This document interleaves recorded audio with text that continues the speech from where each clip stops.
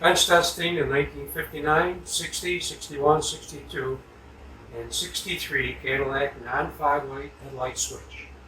Serial number HS05012025. Offered by TT Parts Rebuilding. Run-up test. Test number 1, tail and parking light operation. Test number 2, tail and headlight operation. Test number 3, dome courtesy light operation. Test number 4, dash lights set low to high. Test number 5, circuit breaker test. And test number 6, switch terminals insulated from ground. We're using a fully charged battery, and during the run-up test, we will be boosting the battery. And now we're on 13 volts. Now reporting around 13.94 volts. Also during the run-up test, we're going to monitor the temperature of the rheostat in Fahrenheit degrees. Right now we're at ambient at around 82 degrees Fahrenheit. Test number 1, tail and parking light operation. First position, we have our tail and parking light. We'll set the rheostat to mid-range. We'll set the dash lights and off. Again, first position, tail and parking light operation. We have our tail, parking lights, dash lights at the mid-range and off. Test number 2, tail and headlight operation. First position, tail, parking. Second position, front parking lights come off, headlights come on. Back to first position, headlights are off, parking lights come back on. Second position, headlights come on, parking lights are off. Back to first position, and off. Test number 3, dome courtesy light operation. Telco run the headlight switches of this model year. You have the ability to turn on the dome courtesy light by grounding the switch tab, rotating the rheostat. We have an indication of dome light. That feature is also available in first position. By rotating the rheostat, we can set the dome light, courtesy light on. And second position, dome light. Back to first position, and off. And we can turn the dome courtesy light on by grounding the switch tab. Test number 4, dash light set low to high. First position, and we rotate the rheostat to lower the dash lights. This will be our low position.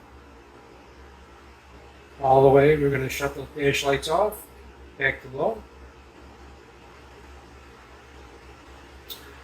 Mid-range.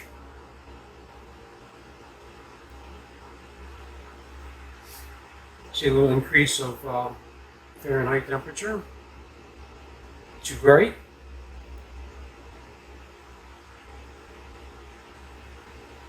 And full bright. Back to mid-range. Second position. Headlight position. Dash light set to low. Back to mid-range.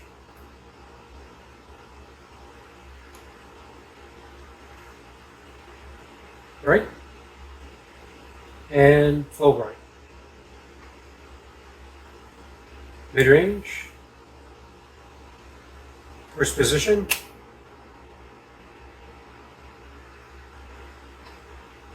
And off.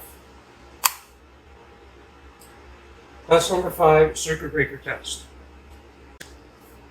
Telco run the headlight switches at a built-in circuit breaker. In the event of overheating of the wiring in this circuit, the battery connection to the switch would be broken. We'll demonstrate that. Put that in switch in first position. And simulate expansion of the bimetallic contact arm, which is the onboard circuit breaker. Expanding the arm breaks the circuit between the battery and the switch body, protecting the vehicle wiring and the switch circuit. Second position, where the features available in this position.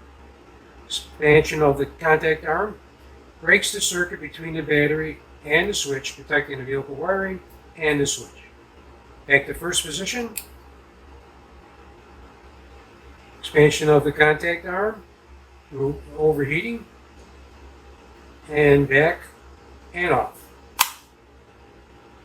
Test number 6, switch terminals insulated from ground. We'll be using a standard 12 volt test light, and we see we have continuity back to the battery at the switch chassis. Demonstrate the insulation qualities of the switch body. We're going to probe each terminal. We have our dash light, battery, headlight, tail light, and parking light. No continuity back to the battery, only at the switch chassis. Again, this is our dash, battery, headlight, tail light, and parking light feed. There's no continuity from the switch terminals to the chassis ground. The only continuity we have is at the chassis of the switch body back to the battery. This demonstrates that the switch terminals are insulated from ground.